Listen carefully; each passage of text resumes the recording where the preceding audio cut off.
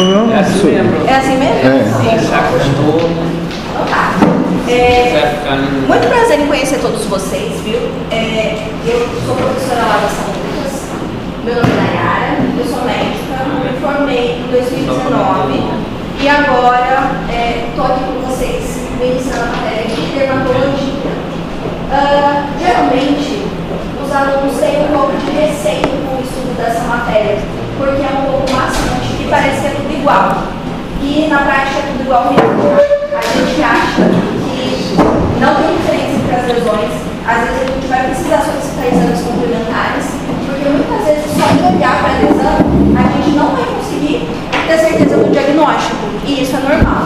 Por que eu já estou dando essa introdução para vocês? Porque vai ser comum, ao longo da prática de médica de vocês, que alguém chegue para vocês e mostrem assim: doutora, o que é essa lesão? E só com a foto da lesão é impossível que a gente dê um diagnóstico. A gente pode até tentar chutar, mas pode errar. Porque as lesões, elas podem estar presentes em mais de um tipo de doença e o que vai diferenciar vai ser a história, o tempo de desenvolvimento daquela lesão, os fatores associados, os sintomas sistêmicos associados que podem estar presentes também. Então, vamos começar com um casinho clínico. LBN é uma paciente de 22 anos, previamente rígida, estudante de medicina, que após um intenso feriado de carnaval, iniciou o quadro de dor em região lateral esquerda do lábio superior. Quais aspectos da anamnese seriam relevantes para aventar um diagnóstico antes da avaliação das lesões? Somente com essa informação que eu passei para vocês. Pode levantar a mão quem quiser falar. Pares cranianos. Peraí, oi? Pares cranianos? Vou perguntar da paciente? Não, eu acho que provavelmente é carnaval, provavelmente ela pegou Calma aí. Ela tá com coisa na boca, você tá contendo saber de parceiros. Calma aí. Faz sentido. Faz sentido. Também. Então a gente pensa em doença infecto-contagiosa, certo? Ok. Promiscuidade. Promiscuidade a gente considera quando aquela paciente ou o paciente tem 3 ou mais parceiros sexuais durante o período de 6 meses, tá? Então a gente pode perguntar se teve um comportamento de risco, se beijou na boca durante o carnaval. Isso é uma pergunta válida. Mas o que é mais? A gente já acha mesmo que ela beijou na boca no carnaval. O que é mais que eu preciso perguntar dela para eu poder pensar em um possível diagnóstico? Isso já aconteceu outras vezes. Se isso já aconteceu outras Porque de vezes. repente tem a minha melhor amiga, ela tem herpes labial desde que nasceu, então Pode acontecer de ser desde pequeno, né? A gente tem uma cultura de beijar rosto de criança, beijar o braço de criança. Oi? Tá. Mas o que mais que a gente pergunta para essa paciente? Há quanto tempo ela percebeu uma dor? Perfeito. Há quanto tempo que ela iniciou? O que mais que a gente deve perguntar? como ela só está deixando dor, tem que perguntar se tem, se ela bateu. Se ela bateu? Se teve um carro? Não, ela só beijou na boca. Irradia? Não tem irradiação. Outros sintomas. Tem sintomas associados? Doutora, começou uma ardência há cerca de 2 dias atrás. E hoje piorou. Hoje está ardendo, doendo, e a lesão no local onde estava doendo começou a piorar. Antes estava só vermelhinho. Agora está com uma perebona.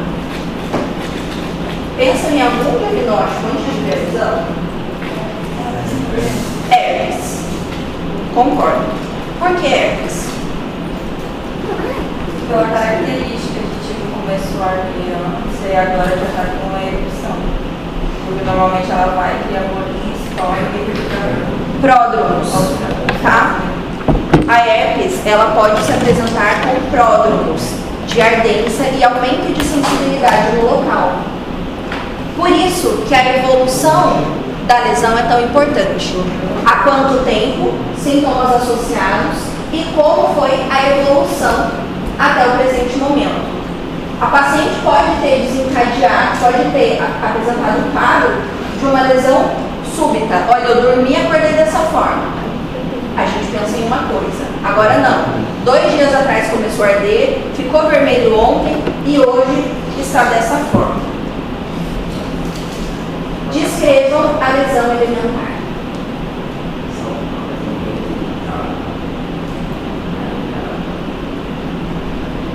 Quer descrever?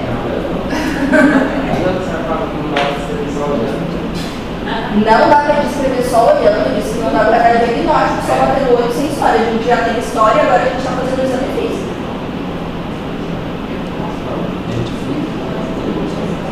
E aí, galera?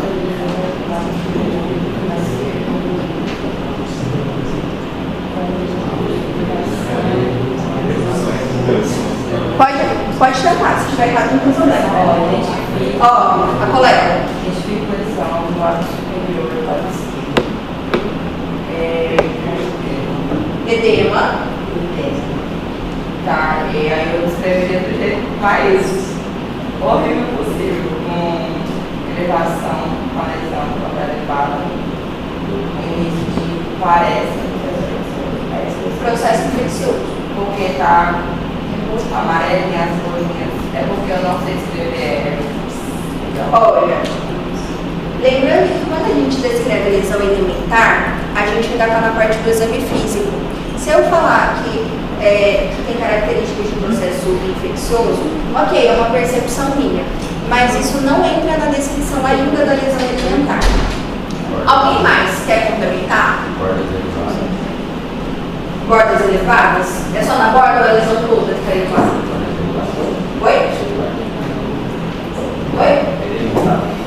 Bem delimitada. Para mim é uma lesão mal delimitada. Quem mais? Essas bolinhas que a colega fez, apontou, como que é o nome? Alguém sabe?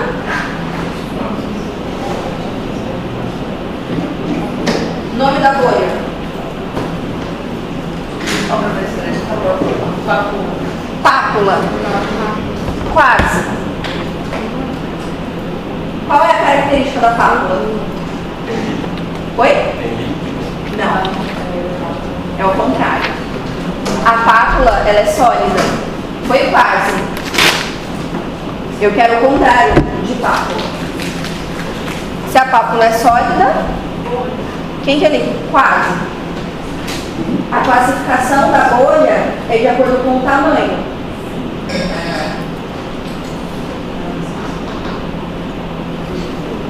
Ninguém? Pústula, quase também. Quase. A pústula, ela tem conteúdo purulento, amarelado, igual da espinha. Então, a acne, ela se apresenta também de forma pustulosa. Tema ou é? Não, né? Oi? Tema. Eritema. A lesão tem base eritematosa. Existe tema. Oi? Aquela que tem tema de mão, ou Não. Vesícula. Vesícula. Quem falou vesícula? Foi você mesmo, né? É uma vesícula só? Elas são vesículas o quê? Agrupadas. Então aqui eu tenho uma lesão de base edemaciada, eritematosa, com agrupamento de vesículas.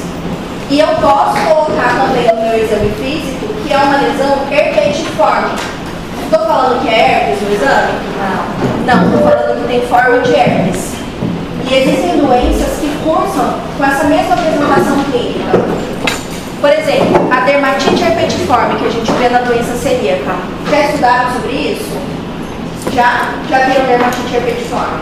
São as mesmas lesões do herpes simples, só que no corpo e simétricas. Então, é uma dermatite que tem lesões que parecem herpes. Então, o nome da doença é dermatite herpetiforme, mesmo não tendo nada a ver com herpes, tá bom? Eu posso sim registrar descrever a lesão alimentar e colocar no meu prontuário que é uma lesão herpetiforme, para eu poder lembrar depois quando eu for tratar, tá?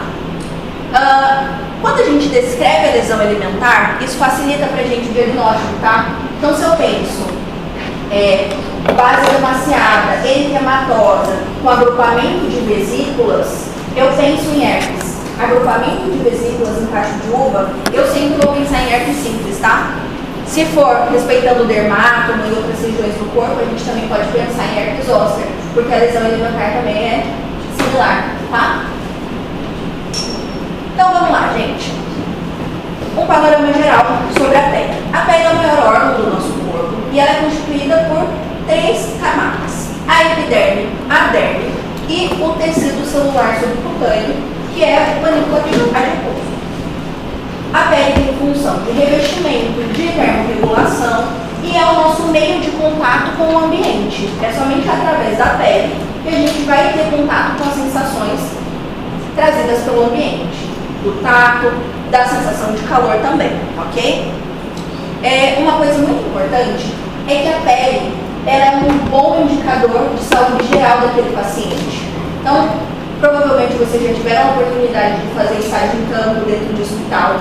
Vocês veem que a cor da pele de um paciente dentro de um leito de UTI é diferente daquele paciente, daquela pessoa rígida, é diferente da nossa muitas vezes. É um paciente que está mais pálido, às vezes a gente pode ver os livedos, a gente vê que o paciente tem sinais de hipoperfusão, às vezes no corpo todo, dependendo do grau de choque que aquele paciente internado está tendo. Então, quando a gente treina o nosso olho para reconhecer esses sinais na pele, a gente consegue ter, inclusive, um indicador de gravidade do paciente que está diante da gente. Eu vou focar essa aula no morfo da pele e também na descrição de lesões alimentares, tá? Essa parte da gente entender sobre umidade, calor de pele, isso é mais a semiologia geral. Agora que a gente está adentrando na disciplina de dermatologia, o nosso foco vai ser das lesões alimentares, porque é um conteúdo um pouco denso e que requer também decoreba, tá?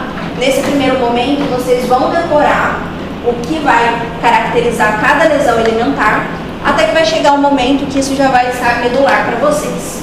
Então, a epiderme, ela é a camada mais superficial da pele e ela vai ter o extrato córneo, que é esse mais superficial. Poxa, eu não trouxe meu passador de slide para não apontar. Aqui, ó, não sei se todo mundo vai conseguir. Esse é o extrato córneo, que é o extrato mais superficial. E aqui a gente tem o extrato córneo da maior parte da pele do nosso corpo. Essa daqui, esse é um corte de pele do tronco. E aqui, da palma da mão. Olha a diferença do extrato córneo. Ele não é muito mais queratinizado e agrupado na palma da mão? É porque o extrato córneo é mais denso e espesso nessas regiões. Palma da mão e plantas. Logo abaixo a gente vai ter o extrato córneo, aqui, e aqui o granuloso, o extrato córneo, granuloso, que é essa parte mais fininha, que é onde a célula já não tem mais núcleo. Aqui, todo o extrato espinhoso e aqui embaixo o extrato basal. E o que acontece? As células, os queratinócitos, que são as células da epiderme, elas são fabricadas ali na membrana basal e elas vão subindo. Então essas células elas levam cerca de 2 semanas para sair da membrana basal e chegar ali no extrato granuloso, que é onde elas perdem o núcleo, tá? O extrato granuloso é aquele logo abaixo do córneo. Elas perdem o núcleo, então levam 2 semanas para que isso aconteça e depois levam mais 2 semanas para que elas cheguem ao extrato córneo. Totalizando, em média, 28 dias para uma célula sair da membrana basal e chegar lá no extrato córneo. Isso é chamado de turnover celular. Então, a renovação celular acontece a cada 28 dias. Por que isso é tão importante? Existem doenças que cursam com um turnover muito reduzido, de 7 dias. Então, em 7 dias, aquela célula já se tornou extrato córneo. Então, essas são doenças descamativas. A psoríase é um exemplo, tá? é uma doença descamativa, onde a gente tem um turnover acelerado. Por isso que é importante que vocês saibam dessa definição. Então, a gente já sabe que estamos em constante processo de renovação e na epiderme não tem vascularização. O transporte de nutrientes depende da difusão, ok? Entre as células. E a maioria das células que estão presentes na epiderme são os queratinócitos, que são as células que vocês estão vendo nessa coloração de HE, os melanócitos, que não é possível ver nessa coloração, que são responsáveis pela pigmentação da pele, e as células de Langerhans, que são responsáveis pela imunidade da pele. Então, a epiderme tem como função de barreira química, barreira contra micro-organismos, e também é ela quem impede que a gente perca fluidos e solutos do meio interno para o meio externo. A derme, que está abaixo da epiderme, então a gente está vendo a membrana basal e essa parte rosa clara é a derme. Temos a derme superficial e a derme profunda. Ela sim é vascularizada, o suporte, ela oferece um suporte nutricional para a epiderme que está acima dela e também serve de suporte estrutural para a epiderme.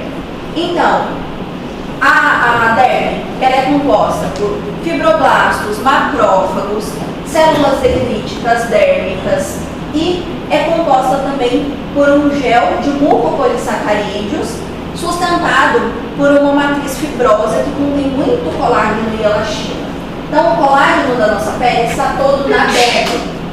Quando a gente sofre o processo de envelhecimento e essa proteína, que é o colágeno, vai sendo degradada, lembra que a derme tem função de sustentação para a epiderme? Se eu vou perdendo essa sustentação, a minha epiderme começa a ficar frouxa, a afundar nos vínculos. Então é por isso que a gente consegue ver o processo de envelhecimento. A flacidez de pele, as rugas ficando mais marcadas, conforme o processo de envelhecimento vai acontecendo, por conta da degradação do colágeno, do suporte da nossa epiderme. E a derme tem um tecido conjuntivo rico em vasos sanguíneos, linfáticos, nervos, muitos receptores sensoriais, fibras elásticas, glândulas sebáceas, sudoríparas e os elementos corpusculares de Merkel, Patini, Meissner e Krause. A junção dermo-epidérmica, ela tem muitas moléculas de adesão especializadas nisso. Então, a epiderme precisa grudar na derme. Ali é onde a gente encontra os desmossomos, que são as moléculas especializadas nessa junção. Existem doenças também que acometem os desmossomos e por isso a gente acaba tendo esse descolamento, que formam bolhas na pele. Tudo isso a gente vai ver mais à frente. Então, vocês veem a importância da gente entender a anatomia minuciosa da pele para que a gente possa depois ter um raciocínio clínico das doenças. Folículo adiposo é onde ficam também alguns folículos pilosos, parte das glândulas sudoríparas, sebáceas, vasos sanguíneos e muitas células adiposas. E o tecido subcutâneo, sim, ele é móvel, exceto nas palmas e nas plantas, ele é um tecido móvel, frouxo, que permite que a gente faça o pensamento e que a pele seja movimentada a partir do folículo adiposo. Aqui, aí, o corte da pele com todas as estruturas que são contidas nela. Semiotécnica, que é a parte que interessa a gente. Então, a gente precisa de condições básicas para o exame físico. A primeira delas é a iluminação adequada. De preferência, a iluminação natural. Então, janela aberta, para a gente poder examinar o nosso paciente. Se eu tenho interferência de uma luz amarela ou de uma luz branca, pode ser que eu deixe passar alguma diferença de coloração que seja mais sutil. Às vezes uma icterícia neonatal e um bebezinho muito novinho, que ele já é mais vermelhinho, muitas vezes quando a gente está em um ambiente de luz amarela, a gente não percebe. Então é comum que vocês vejam na maternidade municipal, às vezes o pediatra pegando o bebê e indo até a janela para poder ter certeza de que tem uma icterícia nesse bebê. Tá? O desnudamento daquela região que a gente vai examinar. Então a gente precisa fazer isso de forma adequada, poupando as outras áreas em que o paciente não vai estar sendo examinado, para ele não ficar exposto. Claro, conhecimento prévio dos procedimentos semiotécnicos, e aí a gente vai poder identificar a coloração da pele, que é algo que vocês já aprenderam em semiologia, a integridade dessa pele, se tem soluções de continuidade, né, se tem machucados nessa pele, umidade, se é uma pele úmida, se é uma pele seca. Tanto a umidade como a textura, elas se mesclam um pouco, porque eu posso ter uma pele seca, áspera, então elas vão se combinar. Uma pele pegajosa, úmida e com textura pegajosa. Então, são dois pontos que sempre acabam andando juntos. Espessura da pele. Quando eu vou examinar uma senhorinha de 99 anos, ela tem uma pele bem fininha e bem frágil. Agora, se eu estou examinando um rapaz de 25 anos, tem uma pele espessa. Essa pele pode ser mais espessa do que o normal, que a gente também vai ver mais à frente nas lesões alimentares. E isso, muitas vezes, ele é sentido através do nosso toque, tá? Então, faz parte do exame dermatológico o médico passar a mão no paciente e passar a mão nas lesões. Claro que aquelas lesões que são abertas a gente não vai tocar sem EPIs, tá, gente? Mas pele íntegra, a gente pode sim passar a mão no nosso paciente, desde que a gente higienize a mão antes e depois. Elasticidade e mobilidade. Doenças como, por exemplo, a esclerodermia, que cursam com uma pele que perde totalmente as fibras de elastina e tem uma malha muito densa de colágeno, aquela pele ela não consegue nem ser pinçada, ela não é móvel. É a mesma coisa que a gente pegar aqui na mesa. Não sei se vocês já tiveram a oportunidade de examinar um paciente assim. Quando estiverem diante de um paciente com esclerodermia, com bastante lesões, tentem pinçar as lesões. Vocês vão ver que não é possível. A elasticidade e mobilidade da pele, às vezes mobilidade de um nódulo que a gente vai encontrar nesse paciente também. O turgor, que é a aferição do tecido subcutâneo do paciente, a sensibilidade daquela pele e descrever as lesões elementares encontradas. As lesões elementares, elas são classificadas pelas alterações da cor, pelas elevações edematosas, formações sólidas, coleções líquidas, alterações de espessura e perda e reparações teciduais. Então, uma úlcera ou então cicatrizes. Começando pela mancha ou mácula, são sinônimos. A mancha, ela corresponde a uma área circunscrita de coloração da pele diferente daquela que a circunda. Então, a gente pode ter aqui o corte esquemático, né, do que é uma mancha. Então, é um derrame pigmentar ou ausência de pigmento na região de epiderme e pode cometer parte da derme também. Então, as manchas pigmentares, elas podem ser hipocrômicas, que é o caso dessa segunda imagem da paciente que tem uma mancha mais clara no rosto. É uma mancha, a hipocrômica, ela é mais clara do que o tom de pele. Ao lado, que é a primeira, a gente vê uma mancha de vitiligo, que é uma mancha acrômica, então daí sim não tem pigmento algum, por isso que a gente chama de acromia. Hipocromia e acromia não são sinônimos, então a gente precisa saber identificar porque isso fala a favor de doenças diferentes também. Manchas hipercrômicas, como é o caso dessa terceira foto no paciente de melasma, é um derrame pigmentar escuro na epiderme. E as manchas de pigmentação externa, elas são causadas pelo contato com algumas substâncias que podem alterar a coloração da pele naquele local de contato. Como, por exemplo, é o contato com nitrato de prata, percmanganato de potássio, que é o exemplo que eu coloquei ali na mão do paciente. Geralmente são associados à exposição ocupacional. Nós temos manchas vasculares, que são distúrbios da microcirculação. Então, as telangiectasias são dilatações de vasos terminais, podem ser as arteriolas ou vênulas, os dois podem fazer telangiectasias. E quando a gente tem uma telangiectasia no abdômen, que geralmente ela tem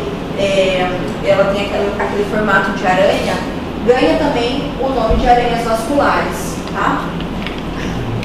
mancha eritematosa ou hiperêmica. Lembra que eu citei que era uma base edemaciada e eritematosa do nosso paciente, da nossa paciente que beijou na boca? Mancha eritematosa é quando a mancha está no mesmo nível que a pele, tá? A mancha, ela sempre está no mesmo nível, ela não tem elevação, ok? A mancha eritematosa, ela é uma mancha vermelha, no mesmo nível que a pele, e também que ocorre por conta da vasodilatação. Como que a gente vai ter certeza que é um eritema e não, por exemplo, uma mancha hemorrágica? Alguém sabe? Tem a cola. Exatamente. Ou vitropressão ou digitopressão. Não necessariamente a gente vai precisar de um vidro, tá? A vitropressão, ela facilita a visualização, porque a gente vai comprimir o vidro e a gente vai ver a espinha claramente. Mas a gente muitas vezes não vai ter uma lâmina de vidro no nosso dia a dia. Então, só o fato de você apertar, fazer digitopressão e soltar e observar a repercussão, a reperfusão daquela mancha, a gente já vai saber que é um eritema e não uma mancha hemorrágica. E quando é uma mancha hemorrágica, acontece o quê? Não vai sair, não vai voltar. Perfeito, porque já tem o derrame hemático ali naquele tecido, né? Perfeito. E aqui, no caso, é vasodilatação. A gente pode ter essas manchas eritematosas isoladas, simples, ou a gente pode ter uma mancha eritematosa associada a alguma coisa. Então, um paciente que tem rosácea, ele pode ter uma rosácea papulopustulosa. Então, tem a mancha vermelha, mas associada a essa mancha vermelha também tem outras lesões alimentares que a gente vai ver mais à frente. E o eritema, ele pode acontecer no rosto, pode acontecer no corpo, pode acontecer em várias regiões. Até aí, tudo bem, gente? Sim. Agora sim, as hemorrágicas, elas não vão desaparecer a digitopressão. Então, é isso que vai diferenciar elas das eritematosas, né? A gente tem 3 subdivisões no caso das manchas. A gente ainda não está falando das placas, das coleções, mas das manchas. A gente tem as petequias, que elas são puntiformes. Então, são vários pontinhos menores do que 1 centímetro, tá? As bíbices, que tem esse formato linear, que é essa imagem do meio, e as equimoses, que daí sim, elas podem ser em placas, tá? As equimoses, elas podem ser placas ou manchas, não tem problema, maiores do que 1 centímetro de diâmetro. É o famoso roxo, que a gente geralmente chama de hematoma, tá? Equimose e hematoma tem essa diferença. Os hematomas, aí sim, são formações circunscritas de tamanhos variados e acontecem por um derramamento de sangue, geralmente por conta de trauma. Então, esse bebê, né? Ele bateu a cabeça, provavelmente lesou um vaso, e aí ele teve extravasamento de sangue, fazendo essa coleção hemática. Aí sim é um hematoma. Ele pode vir a desenvolver também uma equimose no local, porque pode ter derrame pigmentar também para epiderme, tá? Então, eles podem vir associados. E uma coisa interessante é que as manchas hemorrágicas, elas vão mudando de cor conforme o tempo vai passando. E isso é bastante utilizado na medicina legal, quando a gente tem essas lesões hemorrágicas, né? Então, até 48 horas, as manchas hemorrágicas, elas são vermelhas arroxeadas, né? De 48 a 96, elas vão ficando roxas. Do 5º dia ao 6º, vão ficando azuladas. E após entre o 6º e o 8º amareladas, e após o 9º dia a pele tende a voltar à coloração normal. E quanto menor for essa equimose, menor o tempo de duração, tá? Quando eu tenho uma equimose em decorrência de uma discrasia sanguínea, por exemplo, eu chamo ela de púrpura, tá? É chamada de púrpura. Outra coisa também, às vezes o extravasamento, como eu falei, né? O extravasamento sanguíneo, ele vai ser tão intenso que vai formar a coleção, aí ele não ganha mais o nome de púrpura, aí ele vira hematoma também, tá? A gente chama de hematoma purpúrico. Então foi um hematoma que ocorreu em decorrência de uma discrasia sanguínea, tá? Usamos essa terminologia também. Temos as lesões de deposição pigmentar, eu acho essa muito engraçada, principalmente da imagem que eu coloquei, que é o do pigmento carotênico. Então é comum a gente ver nos bebês, pode acontecer em adulto também, aquele bebê que faz consumo de grandes quantidades de cenoura, de mamão, que são pigmentos que são ricos em beta-caroteno, eles acabam fazendo a deposição pigmentar. Isso com o tempo sai, tá? A criança não vai ficar laranjinha para sempre. Mas pode acontecer nas palmas também, é algo esperado comum. Deposição pigmentar também pode ser por deposição de hemosiderina, por bilirrubina, que é o caso da icterícia, tatuagem, a gente também classifica essa lesão por deposição pigmentar. Teve uma vez, eu ainda estava na formação da dermatologia, a gente estava com uma paciente que ela tinha uma pinta muito estranha no rosto. E a gente olhava com o dermatoscópio e não sabia dizer o que era aquilo. A gente falou, gente, que lesão estranha, a gente nunca viu isso na vida. Era uma lesão que tinha duas cores diferentes. Ela era azul e preta. A gente falou, meu Deus, será que isso daqui é um névoa azul que virou um melanoma? Que é raríssimo. Gente, era uma tatuagem. Ela tinha esquecido que ela tinha feito. Ela falou, não, isso aí quem fez foi o meu amor cigano, lá de quando eu era novinha. Vai saber como foi feita essa tatuagem. Aí tá. Deposição pigmentar. Então a gente escreve no prontuário do paciente que o paciente tem uma lesão em formato de círculo de aproximadamente meio centímetro de deposição pigmentar, tá? Deixamos isso escrito no prontuário do paciente, porque senão toda consulta dermatológica que aquela paciente fosse passar no serviço, todo mundo ia ficar pilhado com aquela tatuagem, porque parecia mesmo uma lesão maligna, mas era só uma tatuagem. Elevações edematosas. Então, elas são causadas pelo edema na derme ou na hipoderme. E aqui nesse caso, a gente tem uma lesão urticada. A gente pode relatar isso no prontuário também, tá? A lesão urticada, elas são placas, ou seja, deixa de ser mancha, ganha elevação, então se torna placa. E essas placas, elas são arredondadas, ovalares, podem ser irregulares e elas podem crescer e coalescer. Então elas vão se juntando no corpo do paciente. Muitas vezes está associado a prurido, mas pode também não estar, tá? E a afecção mais frequente que causa as lesões elementares urticadas é a própria urticária, que está relacionada com alergias. Mas pode ter urticária idiopática, do nada surge, e a gente não tem, mesmo fazendo exames, mesmo investigando, a gente não encontra evidência de processo alérgico, tá? Por isso que a história é tão importante. Porque senão a gente já pode falar, comeu alguma coisa, isso daí é alergia definitivamente. Às vezes a gente coleta uma história da paciente e não encontra nada, nenhuma evidência. Faz exames complementares, não encontra evidência de alergia. Então a gente fecha como urticária idiopática. Acaba sendo um diagnóstico retrógrado após essa investigação.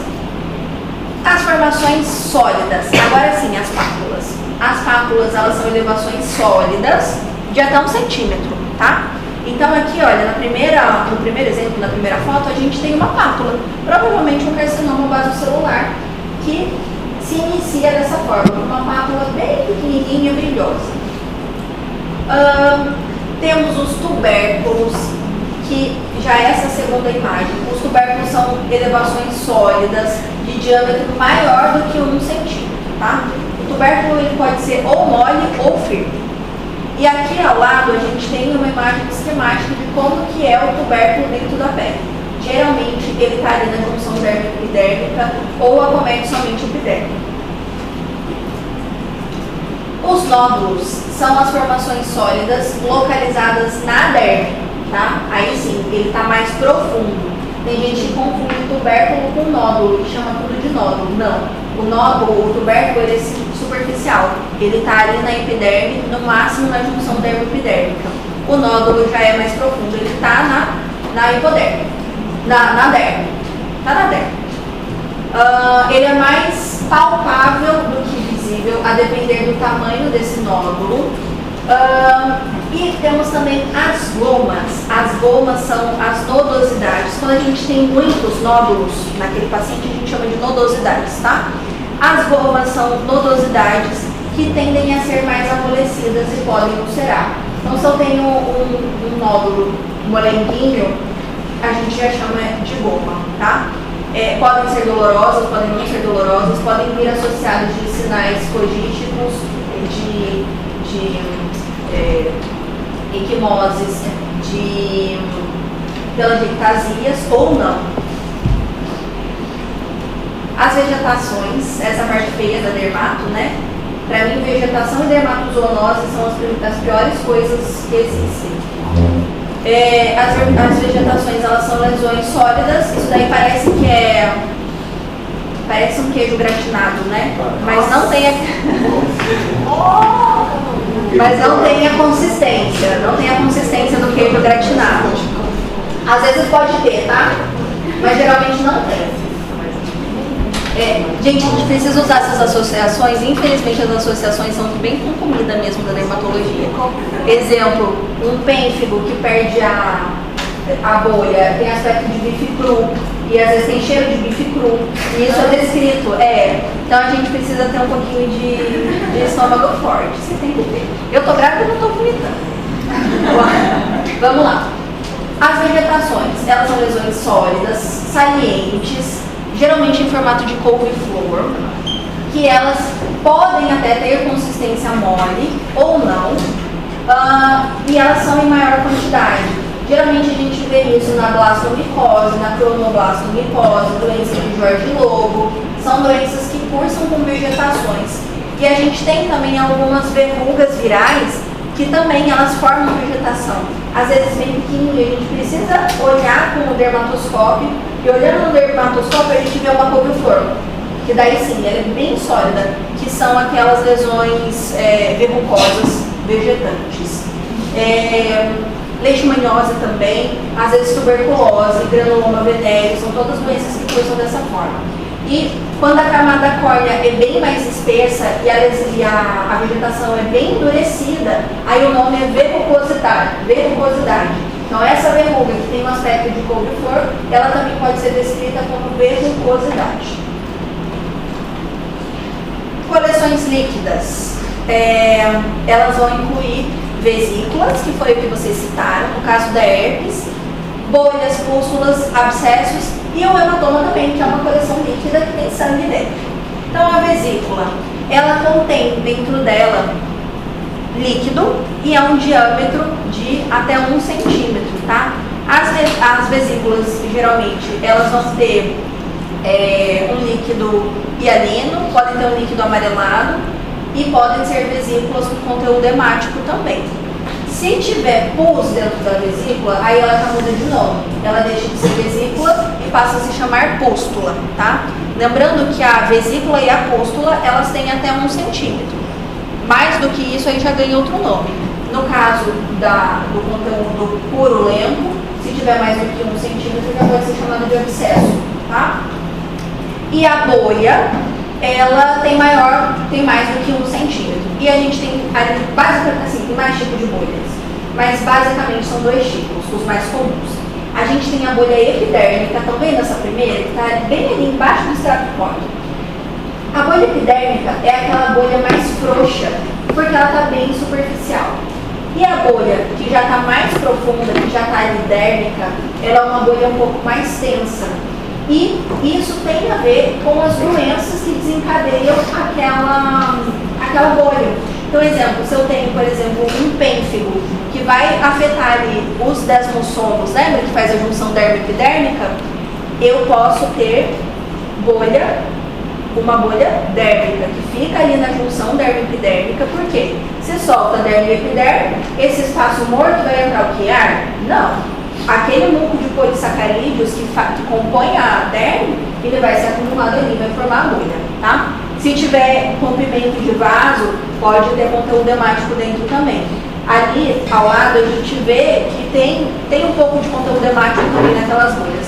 Tem bolhas que a gente vê que elas são puramente de conteúdo hemático. Não tem seroso, é só hemático.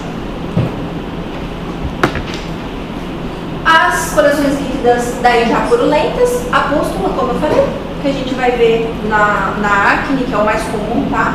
Existem outras doenças também, a erupção acneiforme, que eu diria que essa imagem aqui provavelmente é uma erupção acneiforme. Ela parece acne, mas é desencadeada por medicamento, tá? Erupção acneiforme, geralmente por corticoide, é o mais comum da gente ver. E a gente vê essas pústulas bem características. Vocês veem que elas não têm cara de acne, né? É uma pústula muito delimitada, muito fininha. Você não vê aquele processo inflamatório que faz um nódulo e depois faz a lesão acneica. É um pouco diferente a morfologia da lesão. Mas se você vê o rosto do paciente cheio dessas lesões, você fala, acne? Provavelmente. Parece acne, mas não é. Erupção acneiforme. Tem forma de acne, mas não é acne. Tá entendendo por que às vezes a foto da lesão pode enganar a gente? Porque a gente acha que uma doença é outra. Acne a gente vai tratar de uma forma. Erupção acneiforme, tratamento expectante. Vai melhorar assim que dentro de uns 7 dias a lesão já está entrando em remissão e o paciente vai voltar ao normal. Depois a gente só trata se ficar sequela, manchinha, essas coisas estéticas. Abscessos. Os abscessos são coleções purulentas, podem ser mais ou menos proeminentes, geralmente circunscritas, de proporções variáveis, eles são flutuantes e têm localização dermo-hipodérmica. Então, os abscessos eles são mais profundos. Eles acabam fazendo essa coleção grande mais profundamente, tá? Geralmente, eles são acompanhados de sinais inflamatórios. Então, se eu tenho um abscesso com sinais flogísticos, é um abscesso quente. Se eu tenho um abscesso sem sinais flogísticos, é um abscesso frio. A gente vê muito abscesso frio em procedimento estético. Então, por exemplo, fez um preenchimento que às vezes infecta, às vezes não infecta, tá?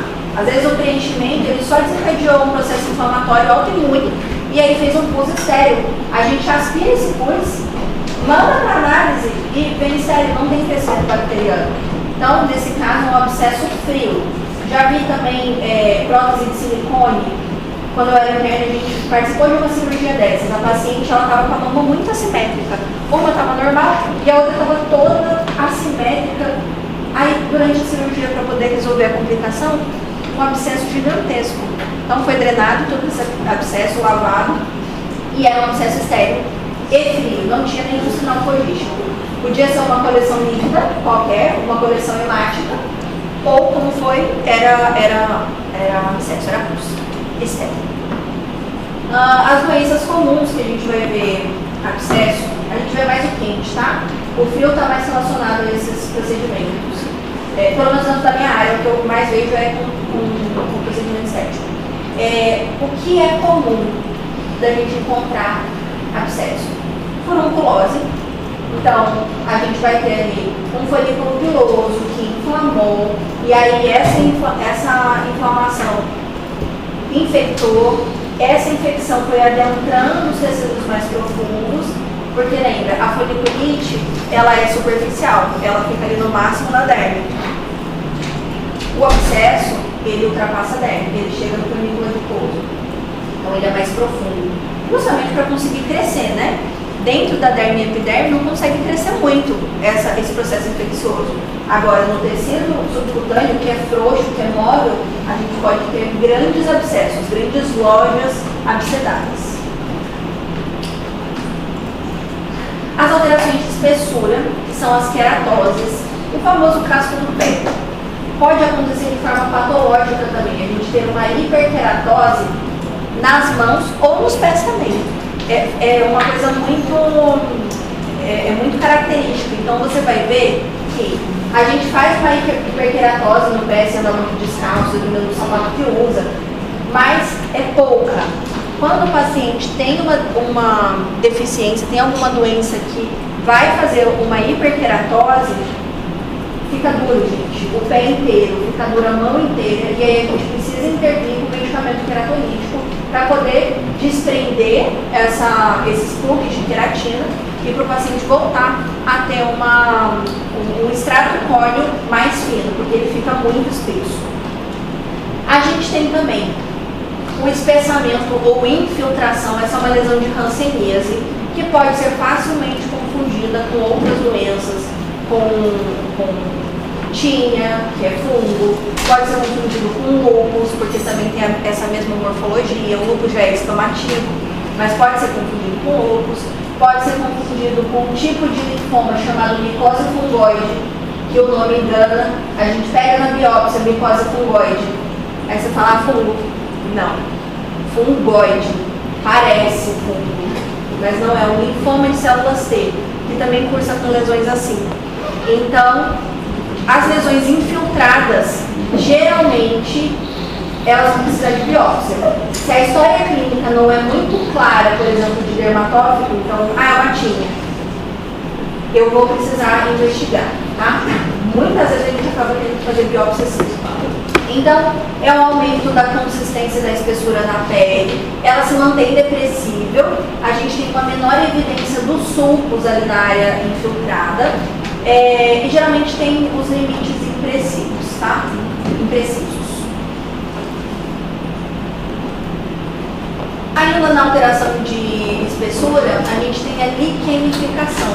A liquenificação é o espessamento da pele de outras áreas. Aí a gente já não chama mais de hiperceratose, a gente chama de área liquenificada nesses casos, porque a gente tem uma acentuação dos sulcos.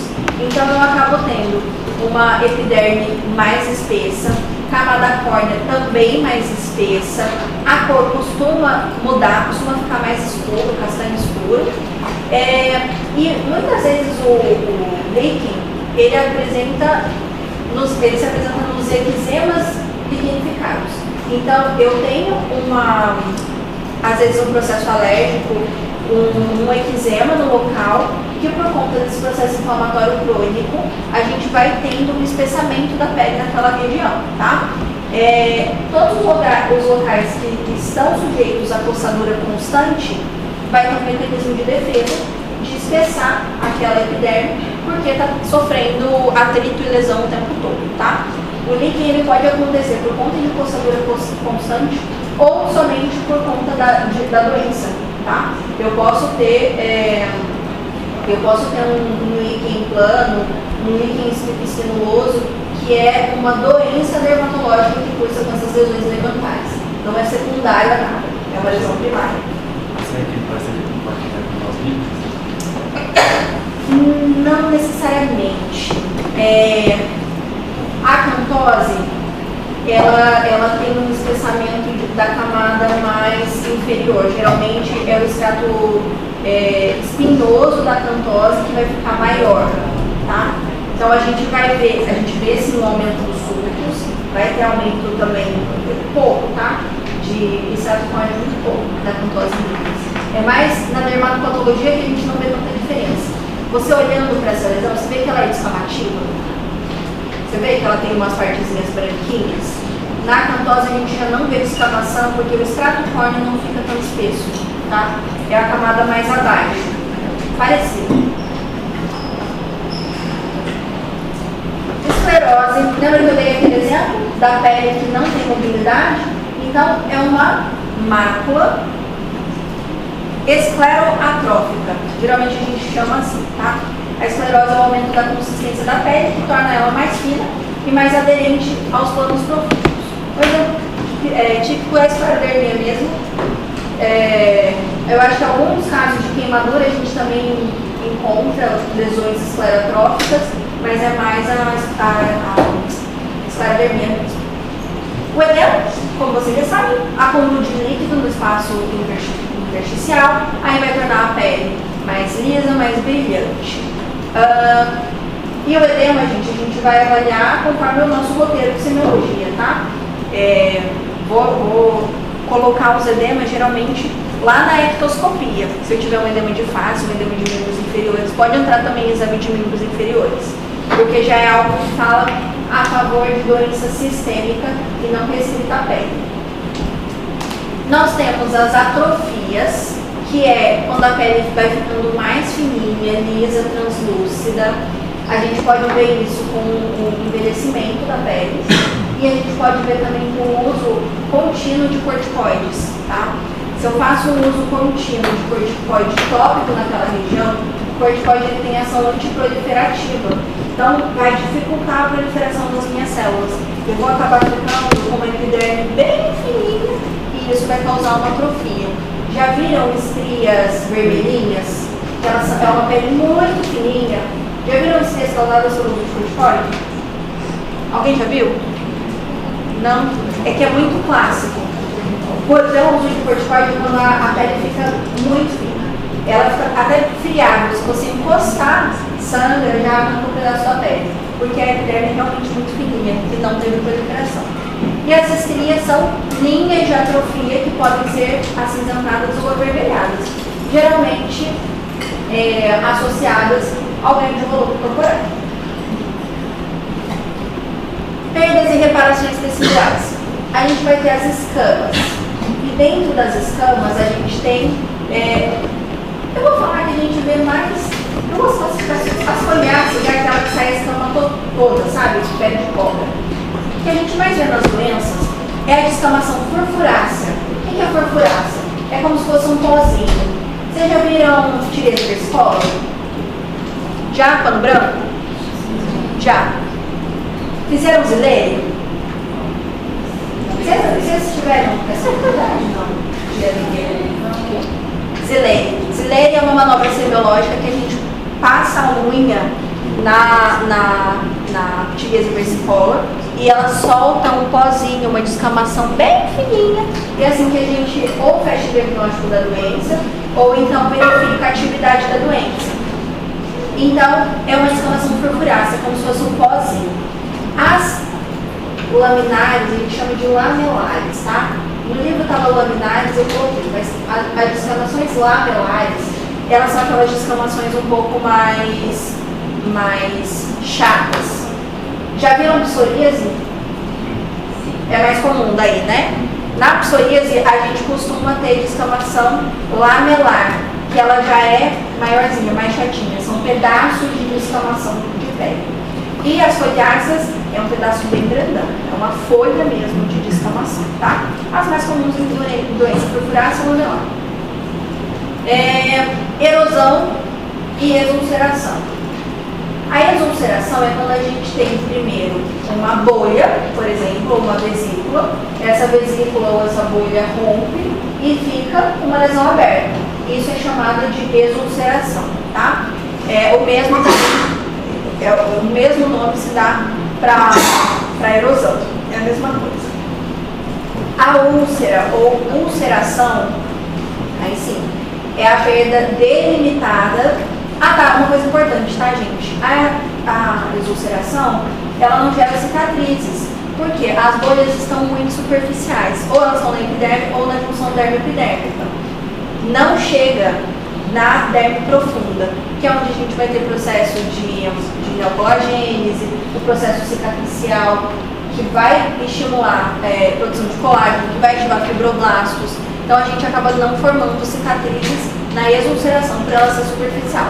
Já a úlcera, que daí ela chega a atingir a derme profunda, que é onde a gente tem neocolagênese, tem ativação de fibroblastos, o processo cicatricial, e aí sim, a úlcera ou a escoriação, a úlcera no caso, ela pode deixar cicatriz sim, tá? A escoriação, ela é superficial também. Então, tive um acidente de moto, me ralei, escoriação. Agora não, tirou um pedaço, úlcera, tá? Chegou em derme, a gente já chama de úlcera, ok? Fissuras é a perda de substância de lesão de continuidade de forma linear, pode ser superficial ou profunda. As duas são fissuras, tá? Podem acometer tanto a epiderme como a derme também. Então, se acometer derme, se for profundo, pode ser que fique cicatriz no local. Aqui é um exemplo de exulceração, tá? Exulceração. Gente, não é exulceração, tá cometendo somente epiderme, tá? Então, aqui era uma bolha, provavelmente, que foi rompida, perdeu aquela parte do estrato córneo e ficou a lesão de continuidade. Isso vai ser cicatrizado e não vai ficar com sequela. A crosta é o ressecamento da secreção, seja ela serosa, sanguínea, purulenta, ela pode ser mista, então pode ser serosa com sangue, serosa com pus, que vai recobrir uma área cutânea que foi lesada antes. A famosa casquinha do machucado, tá? Essa é a crosta. A gente tem diferentes tipos de crostas. Então, aquelas crostas que são formadas por pus e substância serosa são chamadas de crostas melicéricas, que são características do impetigo, tá? Então, se a gente vê uma crosta melicérica, que é aquela crosta amareladinha, principalmente em região de face, a gente descreve como crosta melicérica, que fala a favor de piodermite, tá? Que daí já é um diagnóstico, né? Uma doença infecciosa de pele. A escara. Escara é quando a gente tem uma porção do tecido cutâneo que sofre necrose, geralmente resultante de pressão isolada, ou ela pode ser pressão combinada com fricção também. Então essa área morta, né, que sofre isquemia por conta dessa compressão crônica, acaba morrendo, o paciente perde a sensibilidade, adquire uma cor escura e ela fica diferente do restante da pele, acaba formando um sulco entre a pele saudável e a pele morta, tá?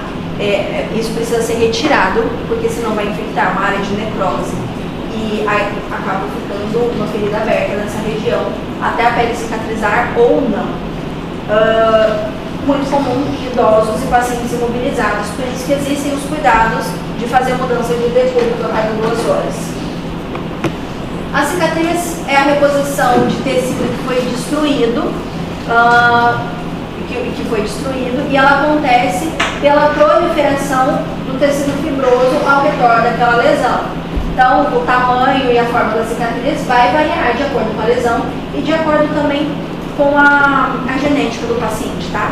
A genética, ela tem grande influência na formação de cicatrizes. Existem pessoas que tendem a ter cicatrizes hipertróficas, que ficam maiores, assim, ficam do tamanho do local onde foi lesado. Se eu tenho uma cicatriz cirúrgica, a cicatriz hipertrófica vai respeitar o tamanho daquela cicatriz cirúrgica, só vai estar mais elevada, e se ela ultrapassar aquela cicatriz cirúrgica, aí ela já adquire o nome de queloide, tá? As cicatrizes, elas podem ser acrômicas, que é quando elas ficam totalmente brancas, sem pigmentos, podem ser normocrômicas, que é da cor da pele mesmo, ou podem ser cicatrizes hipercrômicas.